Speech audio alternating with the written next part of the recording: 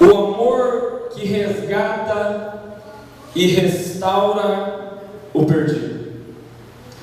Para a gente compreender acerca deste resgatar e restaurar, a gente precisa compreender o que é ser perdido. É bem provável que no meio de tantos irmãos que estão aqui nesta noite, num período da sua infância, você em algum momento, bem muito provável, você deve ter se perdido do seu pai e da sua mãe. Então eu gostaria que você restaurasse isso na sua memória aqui nesta noite. E para isso eu vou lhe dar um exemplo. Eu vou contar uma ilustração. Imagina comigo um homem que num dia de domingo, ele decide pegar o seu filho de 6 anos e passar o dia todo com o seu filho no parque de diversão. Ele toma o seu filho pela mão pelo fato de ser uma criança muito nova, muito pequena. E ele se dirige a este parque. E quando ele chega neste parque, ele começa a brincar e desfrutar com o seu filho na parte da manhã. Mas de repente ele precisa comprar algo. Então ele deixa o seu filho brincando em um exato brinquedo. E ele sai. E quando ele sai e ele volta, o seu filho já não está mais naquele brinquedo, o seu filho está em outro brinquedo. Só que tem um porém, o parque é muito grande. E o pai começa a procurar o filho, porque todo pai que ama o seu filho, ele vai à procura do seu filho. Então o pai ele vai começar a procurar o seu filho. Só que exatamente às 6 horas da tarde o parque fecha. A criança ainda não se deu conta que ela se perdeu de seu pai. Sabe por quê? Porque ela está desfrutando da alegria, dos prazeres que o brinquedo lhe proporciona. Então até o momento a criança, para ela, está tudo bem. Ela não consegue racionalizar que ela está sem a presença do seu pai. Mas de repente o parque fecha, os brinquedos são todos desligados. Aí sabe o que acontece? Cai em si uma pergunta: aonde está o meu pai? Aí a partir do momento que ela procura o seu pai, ela nota a ausência do seu pai. Então ela se sente perdida. E a partir daquele momento vai dar uma angústia tão grande, que ela vai tentar de todas as maneiras se reencontrar com o seu pai. Mas irmão William, o que você está querendo dizer com essa ilustração? Em algum período da minha vida e da sua vida, nós éramos semelhantes a esta criança de 6 anos.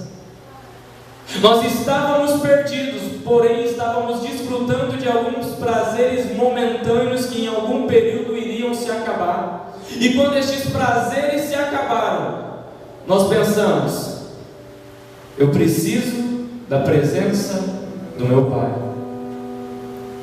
Então nós compreendimos, então nós entendemos que nós estávamos perdidos. Existe uma pergunta ao qual alguns jovens têm me feito: William, por que o povo que está no mundo, por que os jovens que estão no mundo, eles sabem que eles estão em pecado, eles sabem que a vida deles não está correta, mas o porquê deles não virem para Cristo? Simples. Porque eles conseguem compreender que eles são pecadores, mas eles ainda não compreenderam o estado de perdidos. Porque você saber que você é pecador é uma coisa, agora você entender que você está indo para o inferno ganha uma proporção totalmente diferente. Então eu e você outrora éramos perdidos, mas nós fomos achados pelo Deus que nos ama, amém? A palavra de Deus, no capítulo de número 15 do Evangelho segundo escreveu Lucas, vai dizer que Jesus, ele já não era alguém mais desconhecido, mas ele era alguém muito conhecido, e todos lhe saíam ao encontro. E no meio desse todos estavam os publicanos e estavam os pecadores. Os publicanos e os pecadores iam até Jesus, porque eles queriam fazer, sabe o quê? Ouvir as palavras que saíam da boca de Jesus Cristo. Porque as palavras que saíam da boca de Cristo Jesus, quando entravam no coração do ser humano, ela causava um impacto tão grande, que ele compreendia o seu estado de perdido, e a partir daquele momento, de todas as maneiras, ele lutava para que ele pudesse ter comunhão com o Pai. Então Lucas ele vai começar a descrever qual era a situação. E qual é a situação, irmão William? Jesus acolhendo e comendo com publicanos e pecadores. Enquanto isso, existem fariseus e escribas que estão olhando tudo. E eles olham e dizem: mas esse não diz ser o Filho de Deus? Como pode o Filho de Deus comer com publicanos e pecadores? Sabe o que eles estavam dizendo? Os publicanos, eles são os nossos adversários, eles são os nossos inimigos, porque eles são judeus, porém estão cobrando impostos do seu próprio povo. Eles são considerados traidores da nossa pátria. Como pode este homem comer juntamente com os publicanos? Como pode este homem comer com pecadores? Ele vai se contaminar com o pecado. Mas, meu irmão, quem é limpo não se contamina. Jesus comia com os pecadores, Jesus andava com os pecadores, mas ele não era conivente com o pecado. Ele deixava muito claro, ele deixava muito explícito que eles deveriam se consertar. Mas os fariseus, mas os escribas não estão nem querendo saber, estão olhando para Jesus e estão dizendo: está comendo com o pecador. Eles não cumprem a lei, eles não cumprem as regras. Como pode? Eles são excluídos por todos nós, e agora ele se levanta e ele quer comer juntamente com ele.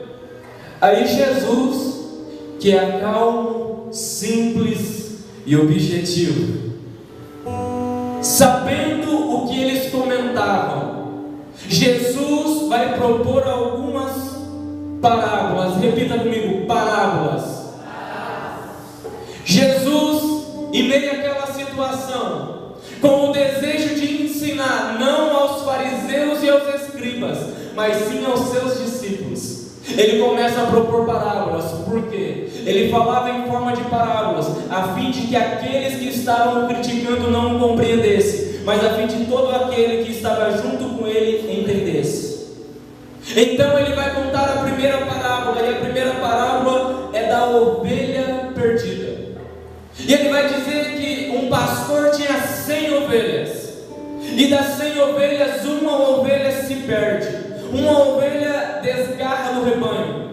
Agora o bom pastor, ele vai deixar as 99 ovelhas, e ele vai atrás de uma única ovelha que se perdeu, mostrando o amor que ele sentia pela ovelha.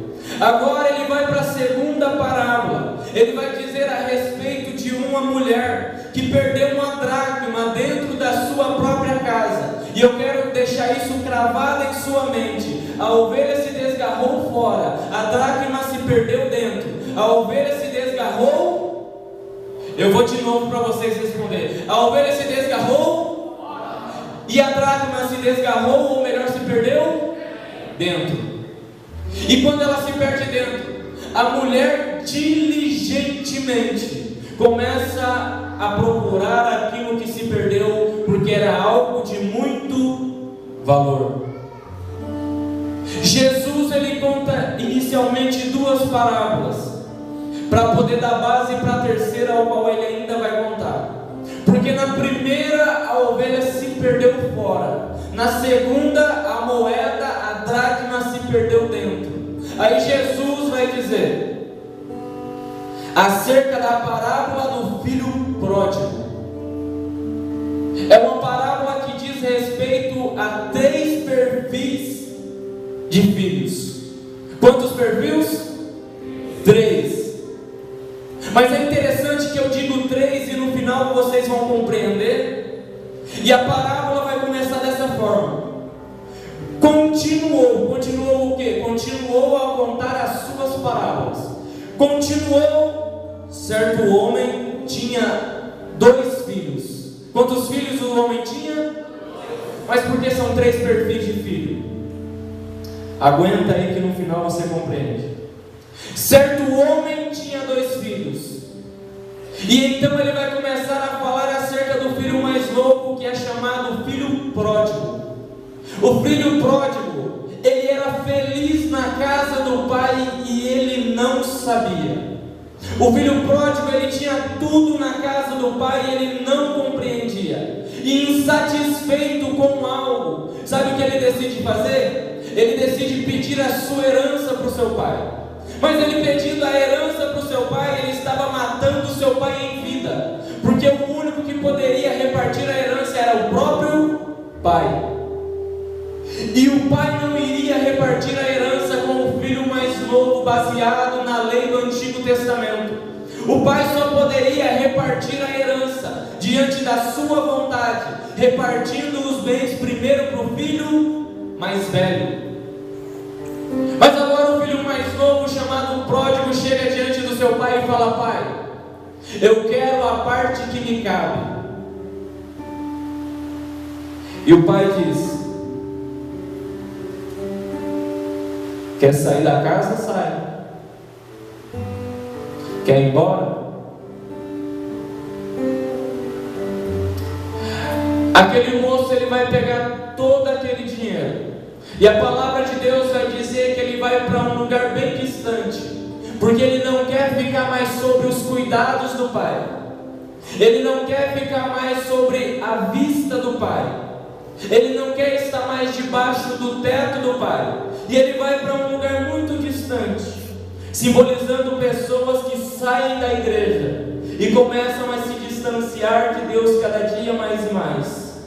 Todas as vezes que pega, o pecado vai te levando cada vez mais longe do Pai, mais longe do Pai, mais longe do Pai. Aí então, quando ele está distante do Pai, quando ele começa a gastar com os seus desejos, quando ele começa a gastar com as suas próprias vontades, vai chegar um período no qual o dinheiro acaba. Quando o dinheiro acaba, ele já não sabe mais o que fazer, e sabe o que ele vai aprontar agora? Ele vai fazer aquilo que era mais abominado aos olhos de um judeu. Ele vai ser rebaixado ao ponto de ir comer juntamente com os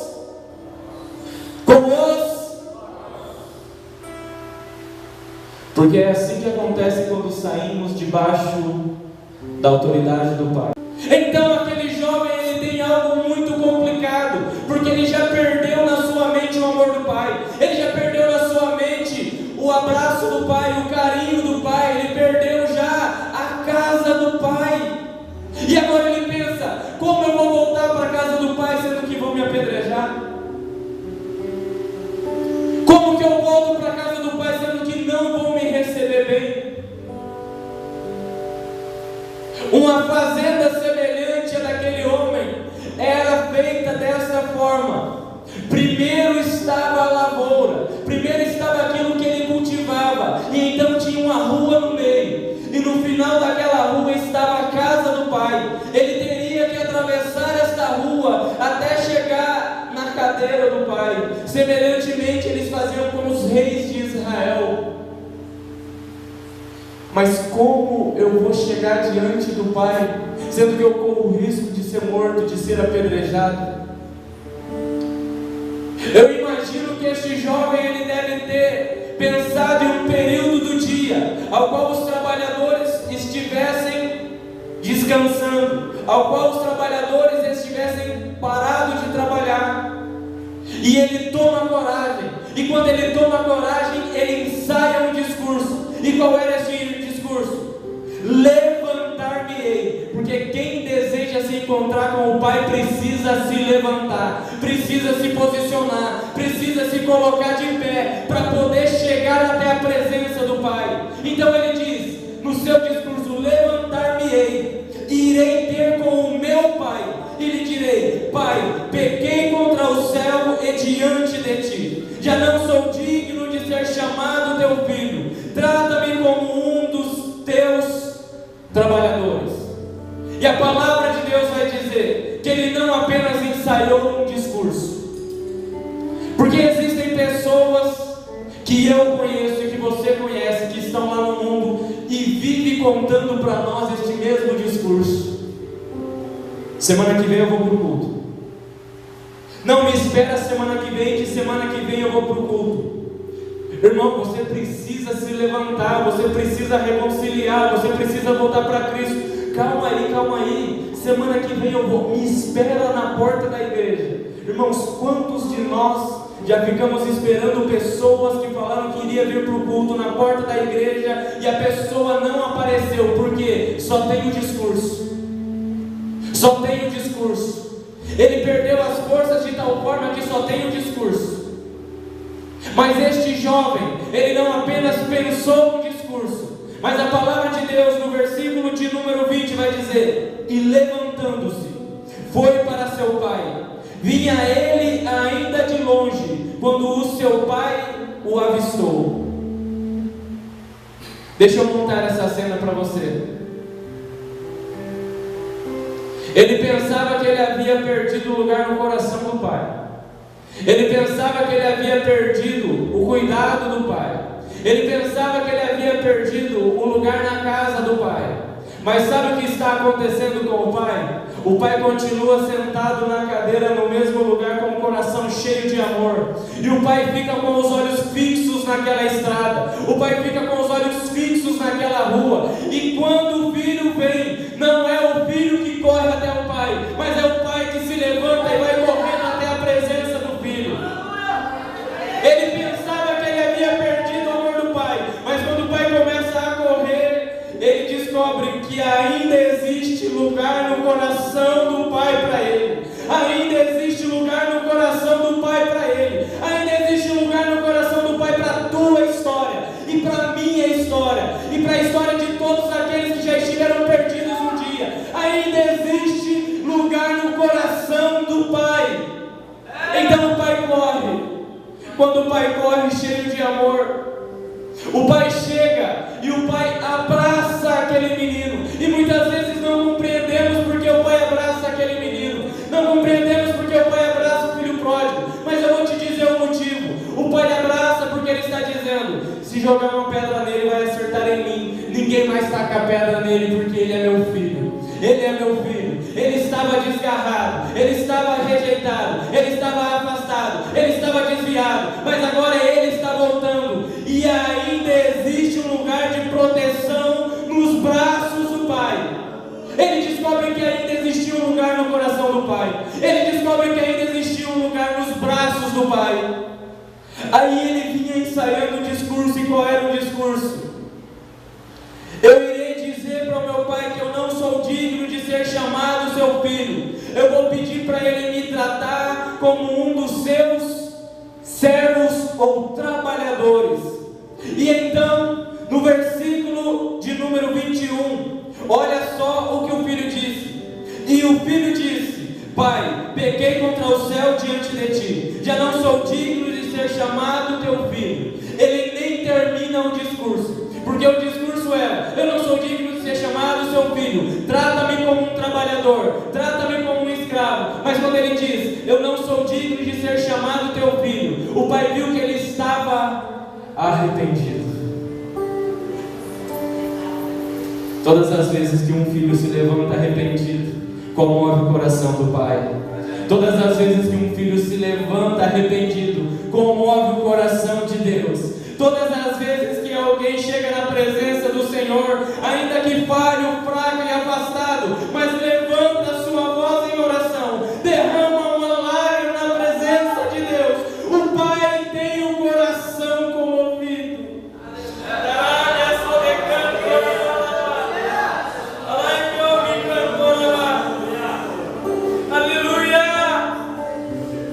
Ele tinha ensaiado o discurso, mas quando ele diz: eu não sou digno de ser chamado teu filho, então olha o que o pai vai fazer. O pai, porém, lhe disse aos seus servos: trazei depressa a melhor roupa, vestiu, ponde um anel no seu dedo, e trazei e ponde a sandália nos teus pés. Ele estava todo maltrapilho, as suas roupas estavam todas fedorentas. Aí o pai diz: eu vou trazer vestes novas para você, porque eu quero restaurar a identidade que se perdeu na sua vida. Aí o pai diz: ei, traga o anel. Mas por que o anel, irmão William? Simples. No momento ao qual ele pediu ao pai a sua herança, existe uma hierarquia em Israel que todo filho tem com o símbolo da casa de seu pai. Então, quando ele pediu a sua herança, o pai pediu o seu anel e falou: seu anel fica, você vai. Mas agora, quando ele chega diante do pai arrependido, o pai restaura a identidade dele. E o pai diz: traz o anel, porque eu vou restituir, eu vou restaurar tudo aquilo que ele perdeu. Traga o anel e põe no dedo, porque hoje tem restauração. Eu não sei se você está compreendendo o que Deus está falando com alguém aqui nessa noite. Eu quero restaurar a identidade que se perdeu na sua vida. Eu quero restituir aquilo que você perdeu. Mas por que traz a sandália? Os servos não usavam sandálias. E ele iria dizer: pai, eu não sou digno de ser chamado seu filho, me trata como um servo. Aí o pai diz: traz sandália para ele. Mas sandália por quê? Porque ele é filho. Porque ele é filho, ele não é servo, ele é filho. Você não é servo, você é filho. Você não é servo, você é filho. Você precisa compreender isso. O pai, ele quer resgatar nesses últimos dias a identidade que se perdeu em cada um de nós. O pai, ele quer restaurar nos nossos dias tudo aquilo que nós perdemos. E o pai, ele quer fazer com que nós tenhamos essa compreensão. Nós somos filhos. Nós somos filhos. Então, enquanto ele está dizendo isso, enquanto ele está restaurando, enquanto aquele jovem está sendo renovado, de repente chega o filho mais velho e diz: que alvoroço é esse? Que bagunça é essa na fazenda de meu pai? É que o teu irmão que se perdeu foi achado. Era ou não era o irmão dele? Sim ou não? Mas quando ele chega diante do pai, ele vai dizer: que história é essa desse teu filho? Ele não diz o meu irmão. Sabe por quê? Porque o filho pródigo representa os publicanos e os pecadores que estavam com Jesus, que estavam afastados, que estavam em pecado. Mas Jesus queria manifestar o amor do Pai para com eles. Então Jesus queria restaurar eles. Mas enquanto Jesus estava anunciando as palavras para ele, tinha alguns fariseus e escribas dizendo: são publicanos, são pecadores. Aí quando você chega na parábola do filho pródigo, ele vai dizer: ele é o teu filho, ele não é o meu irmão. Eu não quero mais a presença dele aqui. Existem pessoas no meio da igreja que é semelhante ao filho pródigo. Mas por que é semelhante ao filho pródigo? Porque o pai estava fazendo uma festa para o filho pródigo, e o filho pródigo estava alegre, porque ele tinha sido restaurado, porque ele tinha sido resgatado. Mas agora também existe aqueles que são semelhantes ao filho mais velho. Quando vê alguém voltando para Jesus, cruza os braços e diz: estava no pecado até ontem e agora está dando glória a Deus e chorando na igreja. Que história é essa? Ô pastor, essas lágrimas aí eu não estou acreditando muito não. Eu acho que não dura 2, 3 dias. Existem pessoas no meio da igreja que não conseguem se alegrar com a alegria do próximo, que não conseguem se alegrar com a volta de um irmão que se perdeu. E sabe que é manifestado o filho mais velho exatamente quando tem alguém aceitando a Jesus. Quando alguém está aceitando a Jesus, a igreja inteira está dando glória a Deus e aleluia, mas ele está com o braço cruzado. Ele não abre a boca, ele não dá uma resposta. Eu disse que existia 3 perfis de filhos, sim ou não? O filho pródigo é aquele que se perdeu, mas foi resgatado e restaurado. O filho mais velho é aquele que ficou na casa, e quando ele reclama para o pai, sabe o que o pai diz? Filho, você sempre esteve comigo, tudo que eu tenho é seu. O problema é que você não desfruta.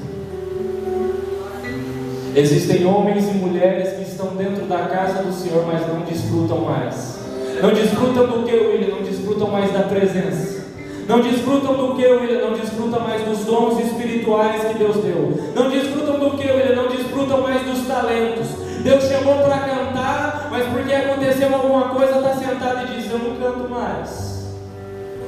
Deus chamou para pregar, mas porque aconteceu alguma coisa? Não, eu não prego mais não. Ah, tu não prega não? Então você é o filho mais velho. Só que deixa eu te falar uma coisa. O amor do Pai é tão grande. O amor do Pai é tão grande, mas é tão grande, que Ele não restaura apenas aquele que se perdeu lá fora. Ele também restaura aquele que está perdido aqui dentro. Porque deixa eu te falar uma coisa. Se você está dentro da igreja, mas não consegue se alegrar quando alguém se arrepende. Se você está dentro da igreja, mas não desfruta mais da presença do Espírito Santo. Se você está dentro da igreja, mas enterrou os dons, enterrou os talentos ao qual o Senhor te deu. Se você está dentro da igreja e diz que você é um membro de banco, você é um fariseu. Você é alguém religioso. A religião tomou conta de você. Você acha que o fato de pôr terno e gravata vai fazer a diferença. Você acha que o fato de vir para o culto vai fazer a diferença. Mas o que faz a diferença na vida do cristão ainda é a presença do Espírito Santo. O que faz a diferença na vida do cristão ainda é a presença de Deus. Ainda é o amor de Deus. É o amor que restaura. É o amor que renova. O amor de Deus está aqui nessa noite, amém? O amor de Deus está aqui nessa noite, amém? Aleluia!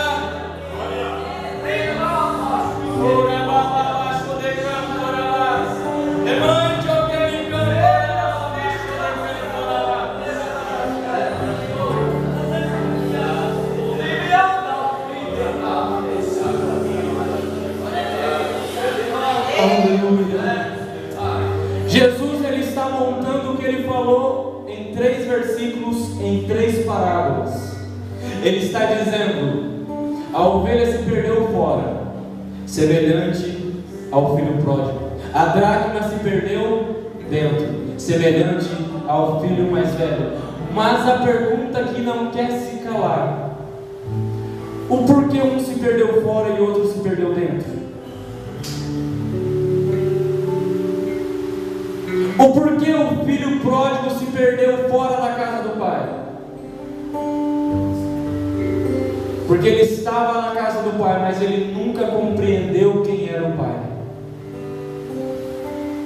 Ele estava dentro da casa do pai, mas ele não compreendeu quem era o pai. Aí ele decide ir para fora. E por que o outro se perde dentro? Porque ele estava dentro da casa do pai, mas ele não desfrutava daquilo que o pai tinha. Ele apenas vinha para o culto, ele apenas voltava do culto, ele apenas levantava a mão quando pedia, ele apenas dava amém quando pedia, ele apenas dava glória quando pedia, mas ele só vinha para o culto, porque vir ao culto é uma coisa, prestar ao culto é totalmente diferente. O fato de vir à igreja não nos torna igreja. Então nós precisamos compreender. Mas William, você falou que existiam 3 perfis de filhos nesta parábola, e até agora você só apresentou 2. Um que se perdeu porque não compreendeu que era o pai, outro que se perdeu dentro porque não desfrutava do que o pai tinha. E qual é o terceiro perfil? Fique em pé em nome de Jesus. O terceiro perfil de filho, o terceiro perfil de filho descrito nesta parábola, sabe quem é? É aquele próprio que está proferindo as parábolas. É Cristo Jesus que é o terceiro perfil. Sabe por quê? Enquanto um se perdeu porque não compreendeu quem era o pai, Jesus sabia muito bem quem era o pai e quem ele era no pai.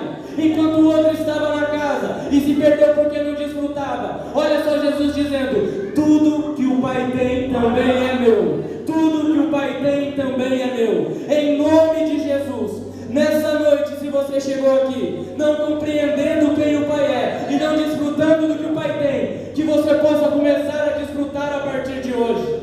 Que você venha olhar para o perfil de filho semelhante de Jesus. Eu sei quem eu sou no Pai, eu sei quem eu sou no Pai, e eu tenho tudo para desfrutar. Você tem a presença do Espírito Santo para desfrutar, você tem os dons espirituais para você desfrutar, você tem os talentos do céu para você desfrutar. Aleluia! Eu gostaria de fazer 2 convites.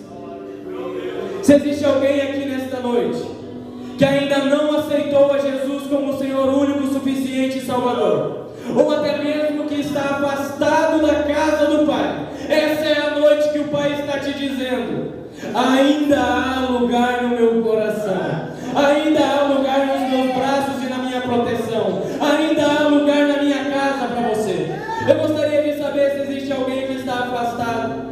Eu gostaria de saber se existe alguém que você pudesse dar um sinal com a sua mão. E eu gostaria de orar para você. Aleluia. Glória a Deus.